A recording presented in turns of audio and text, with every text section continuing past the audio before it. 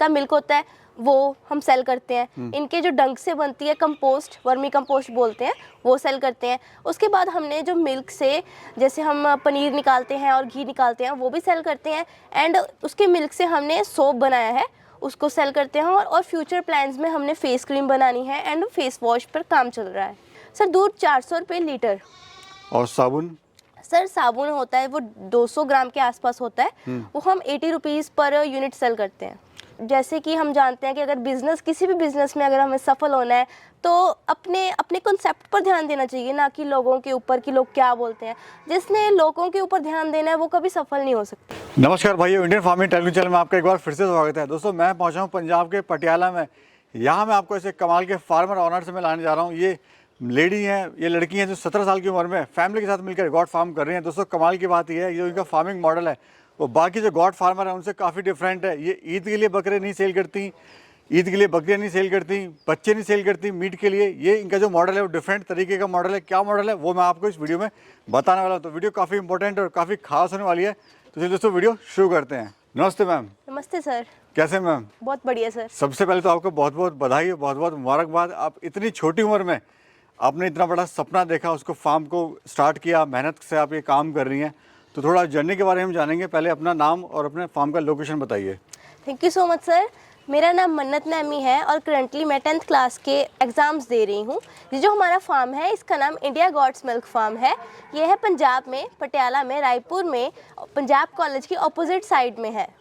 Ma'am as कितनी है अभी आपकी? सर मेरी एज अभी 17 ईयर्स। तो 17 में तो बच्चों की खेलने की, कूदने की उम्र होती है, आगे सपने देखती हैं हम ये करेंगे वो करेंगे। बट आपने अभी से ही, यानी आपने 3 साल पहले ही स्टार्टअप किया था फार्म का। 3 या 4 साल हुए हैं आपको? 3.5 साल हुए हैं। तो कैसे ये आया आपको ख्याल कि मेरे को गॉड फार्मिंग करनी है, या फिर इससे लगाव था, या कहीं आपने देखा इसको करते हुए? सर बेसिकली इसकी स्टोरी ऐसे है कि आज से तकरीबन 3 साल पहले जब मैं 6th क्लास में थी या फिर 7th में, इसके अकॉर्डिंग ही थी, तो तब मुझे जॉन्डिस हो गया था और मुझे हॉस्पिटलाइज होना पड़ा।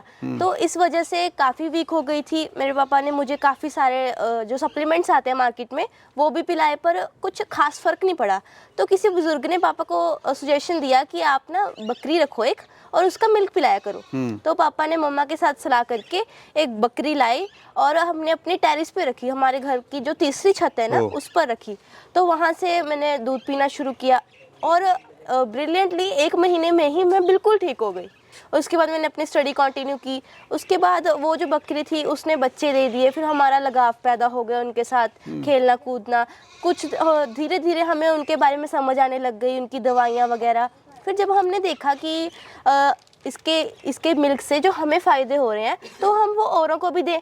तो मैंने तब सोचा कि इसको जो ये कंसेप्ट है इसको कमर्शियल तौर पे लेकर आना चाहिए आगे। इसमें आपको बिजनेस अपॉर्चुनिटी देखती हैं आप इस फार्मिंग के अंदर, या जैसे ट्रेडिशनल लोग करते आ रहे हैं आप उसी को अब लेके चल रही हैं आगे? नहीं सर, जैसे हम ट्रेडिशनली देखते हैं तो लोग ऐसे अनस्ट्रक्चर्ड जो अपना फार्म होता है उसमें रखते हैं, जैसे कि अपने कोठा डाल लिया, एक तूड़ी का कोठा जैसे होता है। हम पूरा वेल ऑर्गेनाइज्ड फार्म बनाया है हमने। जैसे आप देख सकते हैं पूरा पक्का फार्म बनाया है जो कि एक गॉड फार्म होना चाहिए। हम इसको एज अ मॉडर्न तरीके से आगे लेकर चल रहे हैं और इसको एज अ बिजनेस कंसेप्ट, जैसे हम पहले मैंने आपको बताया कि 3 साल पहले ऐसे हुआ था। तो तब हम जब मिल्क खुद पीते थे तो एक बार हमारे जो पड़ोसी थे उन्होंने कहा कि हमें भी मिल्क चाहिए। धीरे धीरे वो हमसे लेने लग गए, तो धीरे धीरे हमारी आमदन जनरेट होने लग गई। जी। तो तब हमें ख्याल आया था कि इसको as a business purpose use करना चाहिए क्योंकि इसका कस्टमर बहुत है। तो मैम हमें जो पता लगा आपके जो मॉडल है फार्मिंग का, गॉड फार्मिंग का, वो बड़ा डिफरेंट है। जो बाकी फार्मर करते हैं उनसे आप हटके कुछ कर रहे हैं, तो क्या कर रहे हैं थोड़ा बताइए हमारे दर्शकों को। सर जो बाकी फार्मर्स होते हैं वो अपने बकरे जैसे ईद के लिए कुर्बान कर देते हैं या फिर मीट पर्पस के लिए बकरी को ज़्यादा यूज़ किया जाता है, पर हमारा मॉडल इस कॉन्सेप्ट पर बेस्ड नहीं है। हम उसके मिल्क को प्रमोट करना चाहते हैं और उसकी जो ब्रीडिंग पर्पस है उसको आगे लेकर आए हैं, इसलिए हम सबसे अलग हैं कंपटीशन। तो क्या क्या प्रोडक्ट अभी तैयार कर रहे हैं आप?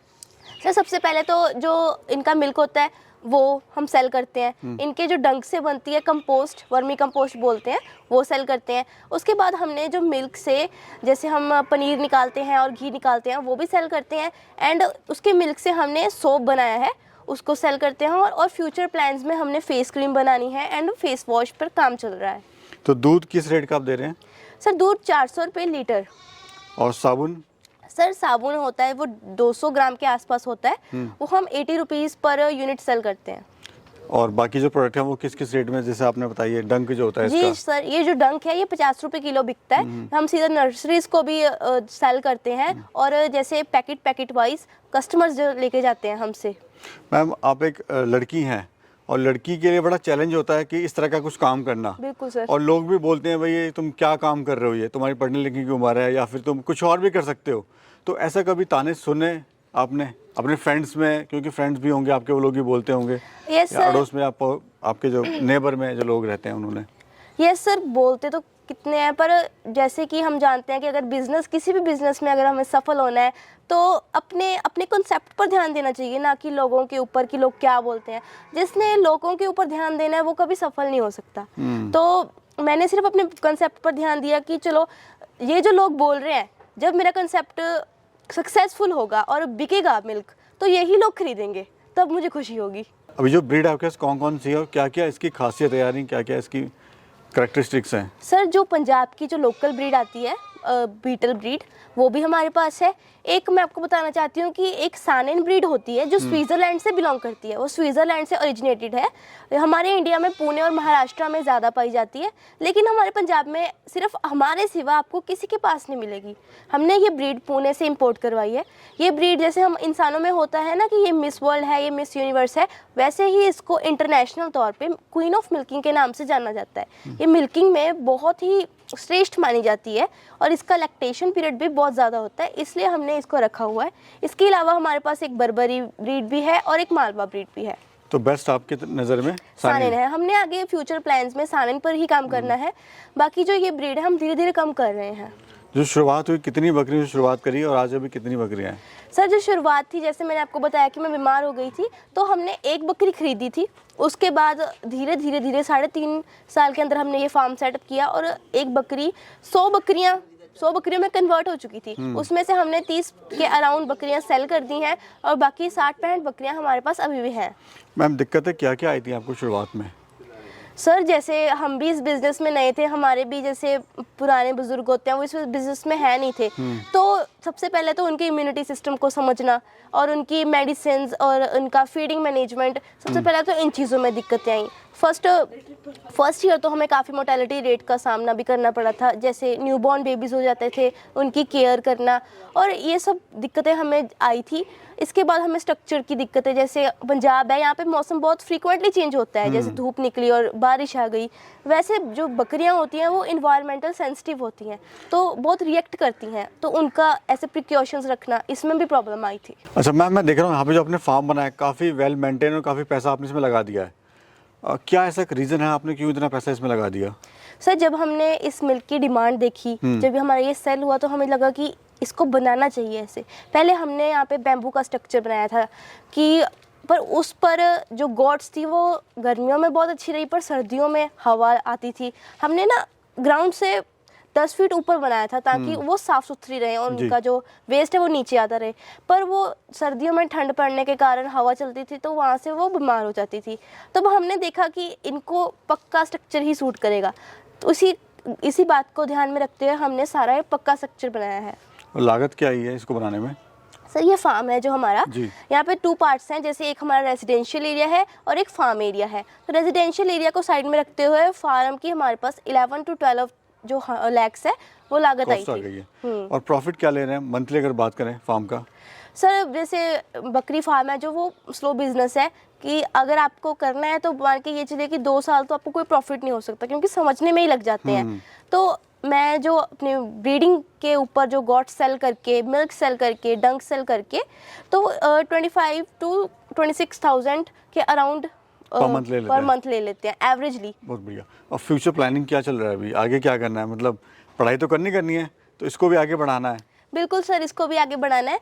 मैं फ्यूचर प्लानिंग में ये बताना चाहती हूँ कि हम सिर्फ सानेन ब्रीड पर काम करना चाहते हैं, एंड मैं ये चाहती हूँ कि हर घर में एक बकरी तो ज़रूर हो। उसके लिए भी हम सेटअप बनाने की कोशिश कर रहे हैं कि एक बकरी में 5 फुट बाय 6 फुट का पिंजरा बनाकर उसको रखा जा सके हर एक घर में। उसमें जो उनकी फीडिंग कॉस्ट होती है वो भी हम देंगे, फीडिंग कैसे करनी है वो भी, इंजेक्शन वगैरह सारी फैसिलिटीज़ हम देंगे। तो ये यूनिट है कि आगे जाके हर घर में एक बकरी तो जरूर यानी चाहते हैं कि हर घर में एक बकरी हो, उसका जो दूध है वो वहाँ के लोग पिएं, यस ताकि उनको पता लग सके भाई कितनी इसमें इम्यूनिटी होती है, कितना लोग अच्छा है दूध बच्चों बिल्कुल के लिए और सर। बड़ों के लिए भी। और खाने में इनको क्या दे रहे हैं मैम अभी आप? सर जैसे अभी सर्दियों का मौसम चल रहा है तो हम इनको सुबह सुबह ग्वार का नीरा डालते हैं, जो ग्वार की फलियां होती हैं उसका नीरा, और दोपहर को इनको हम फीड डालते हैं जिसमें मक्का, ज्वार, बाजरा, जो भी हमारे अनाज होते हैं वो हम उनको डालते हैं। साथ में उसमें हल्दी भी होती है जो कि एंटीबायोटिक है, तो उनको जो थोड़ी बहुत प्रॉब्लम होती है वो वहाँ से सेटल आउट हो जाती है। उसके बाद जो हम उनको पानी पिलाते हैं, क्योंकि पानी बहुत ज़रूरी है उनके लिए हाइड्रेटेड रहने के लिए, तो उसमें हम जैसे गुड़ होता है उसको मिलाकर और आयोडीन वाला नमक होता है ना, सिलवट्टे से होते हैं, उनको मिलाकर पानी गर्म करके कोसा कोसा उनको पिलाते हैं। धीरे मैम, ये आपका ब्रांड है? बिल्कुल सर। कैसा लगता है कि यहाँ तक पहुँचना, मतलब एक बकरी से और ब्रांड पे आप आ गए हैं, और आज ट्रेनिंग शेड्यूल भी है आपका, काफ़ी लोग आए हैं दूर दूर से। बिल्कुल सर। तो कैसा लग रहा है, मतलब अभी ये बताइए पहले तो। सर प्राउड तो फील हो रहा है, पर ये भी पता लग रहा है कि इसको आगे भी बढ़ाना है, तो ये भी सोच रहे हैं कि इसको आगे भी बढ़ाना है, और प्राउड तो फील हो ही रहा है कि हम एक बकरी से शुरू करके यहाँ पे इतना बड़ा फार्म बन गया और हमारा ब्रांड बन गया, हमारा मिल्क भी सेल होता है, तो धीरे धीरे आगे भी बढ़ना है, तो खुशी भी होती है। अच्छा, वो स्टोरी क्या, आपको फर्स्ट प्राइज़ भी मिला है यहाँ पर? सर डीसी मैम ने, हमारे जो डीसी मैम थे श्रीमती साक्षी सानी जी ने, उन्होंने एक प्रोग्राम शुरू किया था जिसका नाम था फ्यूचर टाइकून्स। उसका बेस कॉन्सेप्ट था कि जो इस समय बच्चे बिजनेस करना चाहते हैं, आगे के समय में जो आगे आना चाहते हैं वो इस बिजनेस में अप्लाई कर सकते हैं। मैंने भी अप्लाई किया था, तो मैंने इस कॉन्सेप्ट को रखा था कि गॉट फार्मिंग के कॉन्सेप्ट को, गॉट मिल्क को आगे कमर्शियल लेवल पर सेल करने के कॉन्सेप्ट को रखा था। तो धीरे धीरे जैसे राउंड्स बीतते गए और हमारी मेंटोरशिप भी लगी थी, तो उसके बाद जो फर्स्ट प्राइज़ था वो मुझे मिला था, एंड 51,000 का मुझे कैश प्राइज़ मिला था। उसके बाद जो हमारे डीसी मैम थे ना, डीसी ऑफिस होता है जो मिनी सेक्रेटरीट पटियाला में, वहाँ पे भी जो पटियाला के पूरे 5 बच्चे थे जो कि काफ़ी आगे एकेडमिक तौर पे आए हुए थे, उनके बीच भी मेरी एक फ़ोटो लगी हुई है। बहुत बढ़िया। और फ्यूचर प्लान जो पता लगा कि आप आईएएस बनना चाहते हैं? जी सर, ये मेरा शौक़ है कि मैं आईएएस बनना चाहती हूँ, बिकॉज अकॉर्डिंग टू मेरे इंस्पिरेशन डीसी मैम, उन्होंने, पापा ने भी बोला कि आप आईएएस भी बन सकते हो, तो ये मेरा शौक़ है कि मैं आईएएस बनना चाहती हूँ और मैं साथ में इसको भी बढ़ाना चाहती हूँ। फैमिली का सपोर्ट कितना है मैम? सर फैमिली का सपोर्ट तो सारा है, तो उसी अकॉर्डिंग से मैं आगे बढ़ पा रही हूँ, और सारी फैमिली काफ़ी सपोर्ट करती है। गॉट फार्म को कैसे स्टार्ट करें मैम? अगर शुरुआत करना चाहे बकरी पालन की, तो कितनी बकरियों से शुरुआत करें और खर्चा वो मिनिमम कितना ले सकता है या कितना आएगा उसको? सर जैसे किसी ने अगर गॉट फार्म स्टार्ट करना है, अगर वो इस पेशे से बिलोंग करते हैं तो बिल्कुल इजी तरीके से स्टार्ट कर सकते हैं। नहीं तो मैं रेफ़र करूँगी कि आप अपने नज़दीकी फार्म में 1-2 दिन प्रैक्टिकल ट्रेनिंग लगा के आएँ। जैसे आज हमने ट्रेनिंग लगाई है, प्रोजेक्टर के माध्यम से हम सारा कुछ इनको समझा रहे हैं, तो आप ऐसे पहले तो ट्रेनिंग लगाएं। उसके बाद आपको एक ब्रीड चूज़ करनी होगी। मेरा रेफरेंस है कि अगर आप स्मॉल लेवल से शुरू कर रहे हैं तो आप बर्बरी ब्रीड चूज़ करें, बिकॉज 10 से 12,000 में आराम से मिल जाती है, और एक जो डिलीवरी होती है उसमें 2 बच्चे कम से कम दे देती है, तो बच्चों की गिनती भी ज़्यादा होती है और कॉस्ट भी कम होती है। तो आप 10 बर्बरियाँ रखें, और उनका जो शेड है उसमें लगभग 1 से 1.5 लाख तक की लागत का खर्चा आएगा। तो आप 10 बकरियां रखकर एक शेड बनाकर इसको शुरू कर सकते हैं। बिजनेस कैसा है मैम बकरी पालन? सर बिज़नेस जैसे हम शुरू से देखते आ रहे हैं कि इसको ट्रेडिशनल तौर पे फॉलो किया जा रहा था, जैसे रोड साइड पर बिल्कुल स्ट्रक्चरल तौर पे नहीं फॉलो किया जा रहा था, तो हमने ऐसा मॉडर्न फार्म सेट किया है, तो इसका बिज़नेस बहुत ज़्यादा है। कई बार तो ऐसा होता है कि जैसे हमारे पास डिमांड पूरी करने के लिए मिल्क नहीं होता, तो इसका स्कोप तो काफ़ी ज़्यादा है। जैसे जैसे यूथ इसमें जुड़ेगा और इस पर काम करेगा, वैसे वैसे ही बिज़नेस ग्रो करेगा। बहुत बहुत धन्यवाद मैम, आपने समय दिया और इतनी अच्छी जानकारी, और इस उम्र में कमाल आप कर रही हैं। 17 साल की आपकी एज है और आप एक बिजनेस वुमेन बन चुकी हैं, इसलिए बहुत बहुत धन्यवाद। Thank you so much. Thank you sir.